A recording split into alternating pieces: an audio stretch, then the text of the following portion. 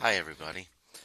Um, if you saw from the last lecture that I talked about, we talked about the top 10 mistakes entrepreneurs make. And at the end of the lecture, I talked about that we would be switching up the syllabus just for these 2 weeks. And the reason why I wanted to do this is a couple things. One, as I said before, this course is going to help you focus on the skills you need to take your idea and develop a pharmacy business plan. It's going to help you to develop the skills of what you need to start a business, understanding the financials of a business, and also some important aspects about marketing your business. But the first thing that before you do any of that, and before all that gets into the way, you need to start thinking about why do you want to own your own business? Why do you want to be an entrepreneur? And what is that niche? And so this lecture is not a super long lecture, but this lecture is more to help get your ideas flowing of what you want to do. And I take this lecture based on a book and several articles written by an entrepreneur named Seth Godin. And Seth Godin wrote a book years ago, and I put an excerpt reading. In fact, there are 3 readings that I put in for that I strongly encourage you to read. One is about the purple cow, and we'll talk about what is the purple cow here in a second. Two, about the niches that go into creating a pharmacy business, especially when you think about unique services that your pharmacy may uh, make. And then the other one is about, focusing on the marketing. We are going to have a separate marketing lecture later on in the semester, but today what we want to do is find your inner ideas. One of the ways that we learn about how to be good entrepreneurs is we learn from other entrepreneurs. And Seth Godin, as I told you, wrote The Purple Cow. And within that book, and in several books that Seth has written, there are some key factors. And let me just share 2 of his quotes. The first quote is, "The problem with competition is that it takes away the requirements to set your own path, to invent your own method, to find a new way."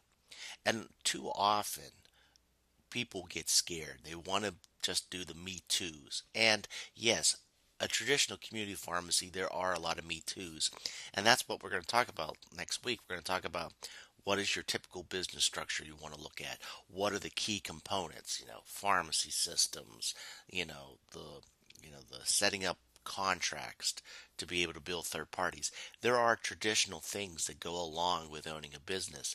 But what makes it unique that I want to go to your business? All right. In a crowded marketplace, fitting in is a failure. In a busy marketplace, not standing out is the same as being invisible. So, what makes you unique? What gives you that idea? Keep thinking about that thought as we go through these slides. There's lots of different P's when they talk about marketing in um, business. There's the product, and in some ways, you could also say the service. So, what makes somebody want to buy your product or want to buy your service? And you can say, well, Dr. Mayer, we're a pharmacy. People are sick. They need medicine. Yes, that's correct. But what makes that person want to use your pharmacy? What makes them not want to go to mail order when they do have a choice? What makes them not want to go to CVS or Giant Eagle or Rite Aid? What do you bring to that product or service? What makes them want to use you as a pharmacy consultant? What makes that account care organization want to hire your consulting firm versus another consulting firm? Obviously, there are some things that come down to that, and that is pricing.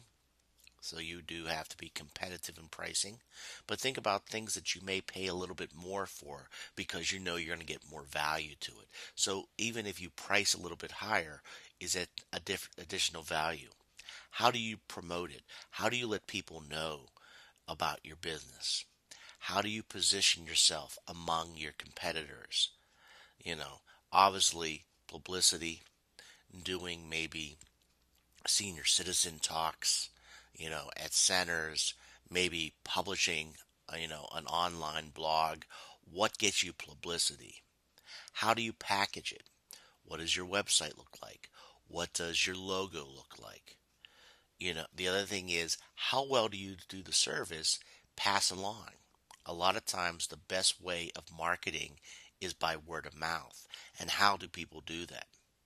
And then the other one is permission, making sure that you're able to do these things without violating other competition who may have already branded those ideas. But the new P that Seth Godin talks about is the purple cow. And the purple cow, it basically states what makes you stand out among everybody else. You can use those P's to help make you stand out, but what is that? So, when he compares cows, there's many different types of cows. And the brown cow we see many times. It's boring. It does not stick out, even in the best cow. A lot of people look at community pharmacy, unfortunately, like now, as a commodity. I can walk into any pharmacy in the United States of America. I give them my insurance card. They put pills in a bottle, and boom, I'm off and go. But what makes that different? Have you ever gone to a unique restaurant on how maybe the way they take care of you? A couple restaurants I've attended over the last couple of years, and I have young kids, is that they take advantage of technology. And a lot of times these are restaurants that are in shopping centers, or one actually was located in a park. And they basically gave you an app to be able to contact you when your table was ready. But the nice thing about that is I could look at that app and visually see how much time do I have left. And that kind of, although I don't remember the service being super unique when I sat down, that little niche made me think about, because I have kids and time is valuable, that stood them out among the rest. So what makes you become that purple cow, shining among everybody, that it's remarkable? What makes them want to draw to you? You must be a leader in your field. What makes you keep thinking about, how do I stand out above the rest? One of those is by being prepared, and that's why we're going to talk, you know, by nausea between now and next semester about your business plan, your marketing plan. But what makes you want to be a leader? All right, and you want to stand out from the herd. So you're going to have an assignment for next week, and we do this assignment every year. And this assignment is going to be a brief one-page paper. And you may have to do some research of that paper, and I explain it to you here at the end. In fact, I will post the assignment in a written doc along with those reflective questions from the last lecture. But what makes you stand out from the herd? What makes you, want, as I said earlier, people to use your business, to use your service, when there's other services that are very similar to you? So,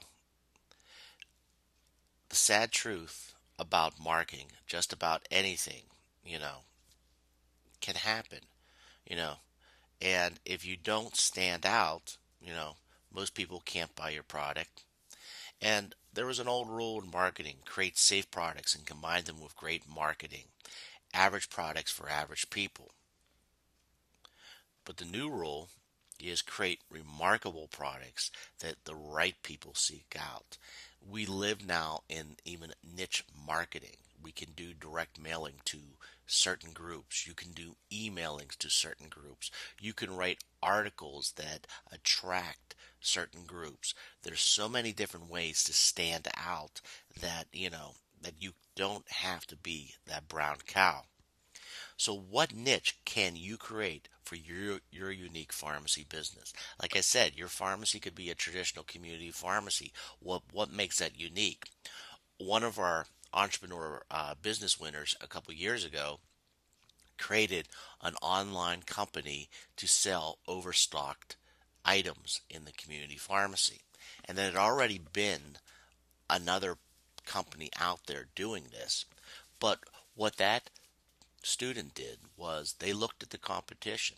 They looked at what they were doing, what traditionally wholesalers would do in taking product back, and they made a unique company and made that company sort of like the Amazon of returning drugs.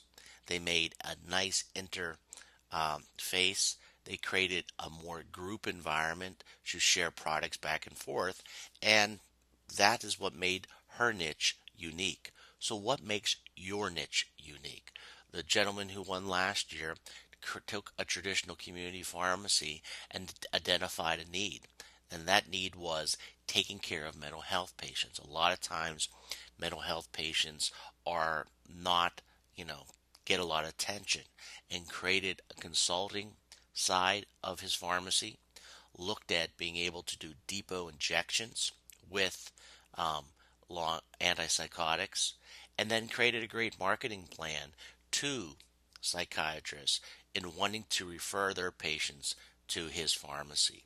So it's not that you have to revolutionize the industry completely, but what will make you unique that you'll stand out above. In the article about praise and raising the cow, purple cow, there's several different examples. And one of those ones was the United States Postal Service. And a lot of times you think about United States Postal Service, you hear about, possibly going out of business, but one of the things that helped revolutionize it several years ago that gave it a little bit of a push is, the addition of the additional four digits to the zip code. And what did that do? That those additional four digits allowed the mail to maybe be delivered even faster. And so that was their purple cow. So, but why are there so few purple cows? The thought that the opposite of remarkable is bad. People are afraid. If we do this, what will people think? Will this uniqueness make us, that people will actually do the opposite, not want to come? And that's where research comes into play. That is why creating your business plan takes a lot of that research ideas, takes a lot of those things thinking about what do I want to do. All right? But the point being, boring always leads to failure.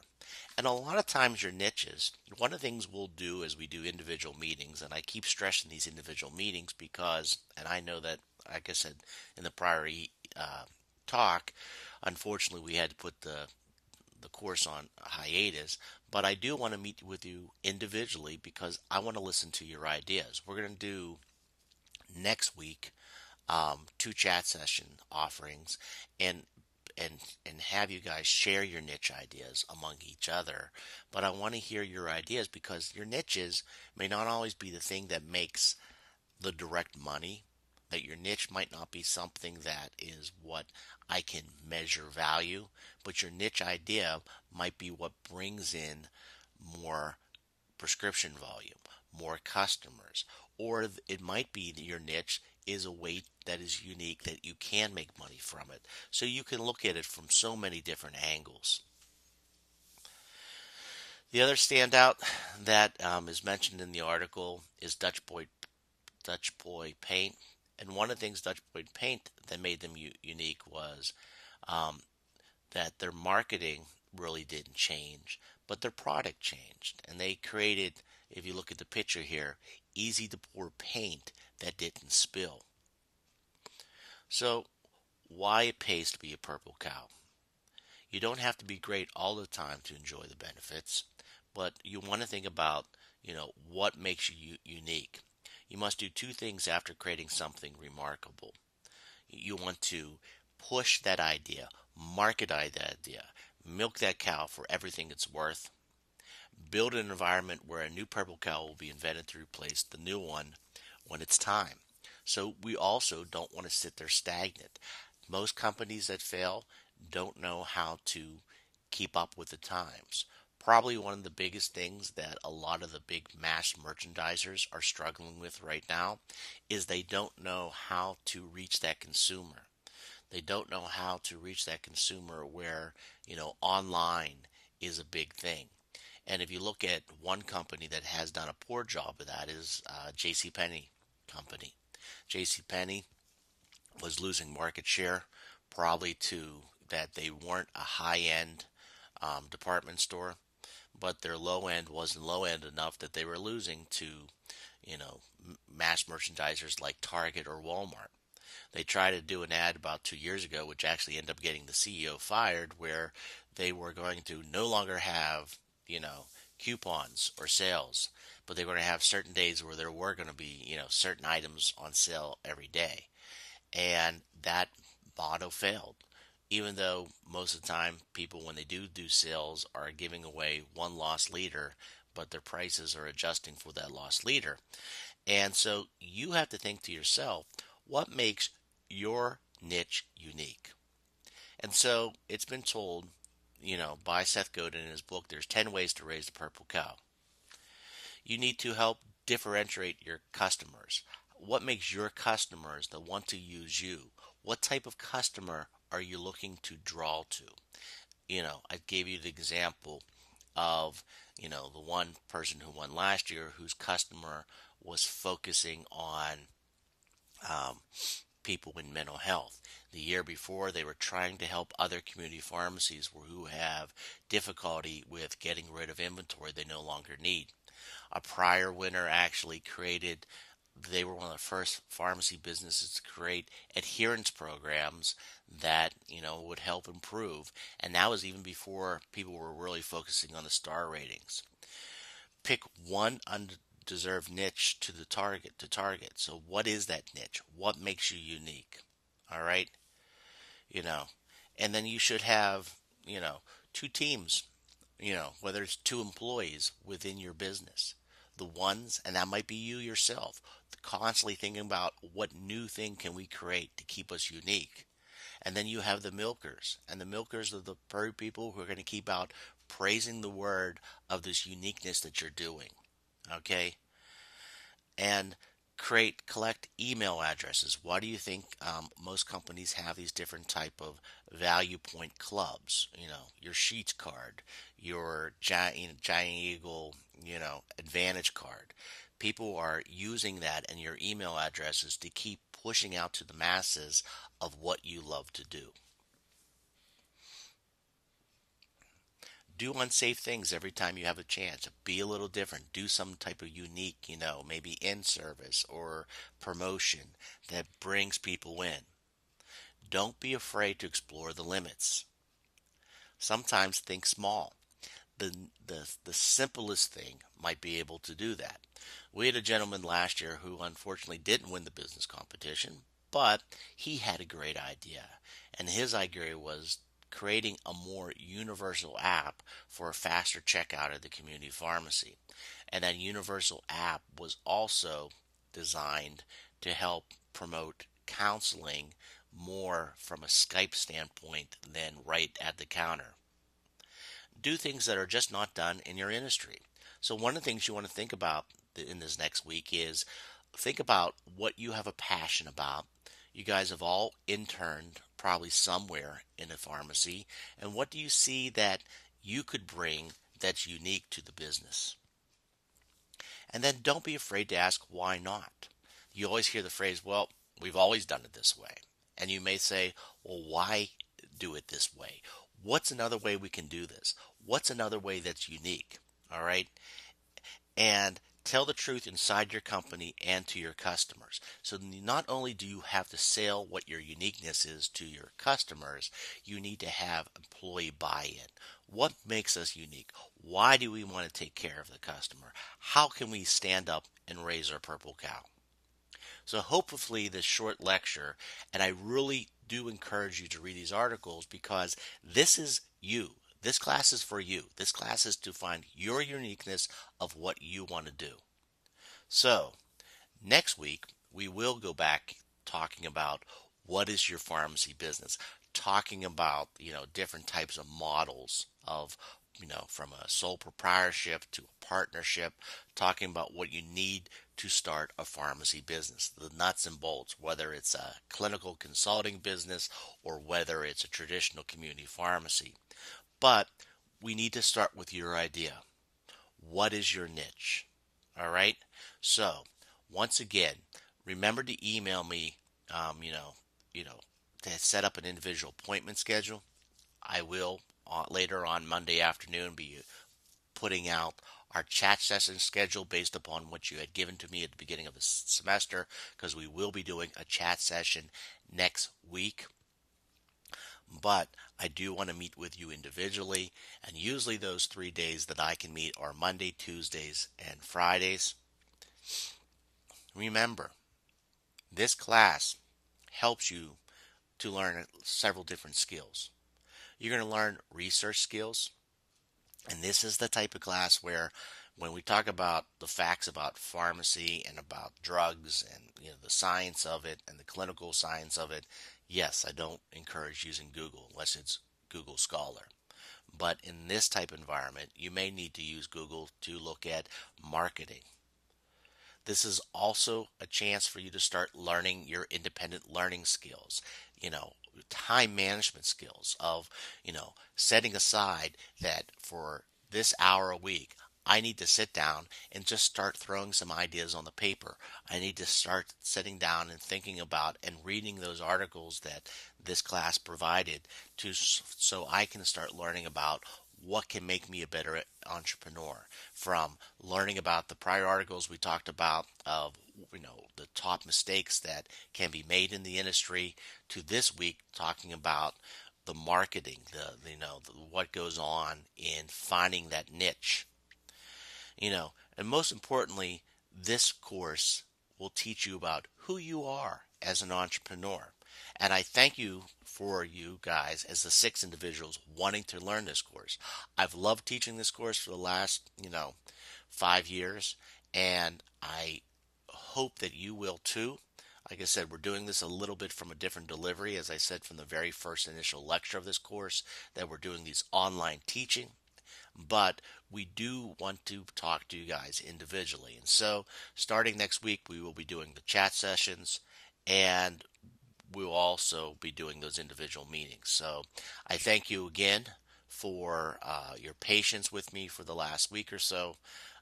But we're ready to get the wagon rolling here and continue on. So, couple things for next week's assignment, and this will be posted very shortly in a Word document. I want you to read the articles posted about niche marketing under the September 18th readings. You want to identify a niche pharmacy marketing idea. You want to answer the questions, and this is going to be pretty much in a one-page paper. How does this add or revolutionize current pharmacy practice? What is your market? Who is your customer that you envision? Do you need to create your market? Is this something that's so unique that you're going to? And how is this your purple cow? How does your niche idea stand out among other companies that may be doing similar things? Those are the things that I want you to be able to identify and answer. And I look forward to meeting with you guys individually and also talking to you in group chat sessions next week. Thank you very much for your time, and I'll talk to you soon.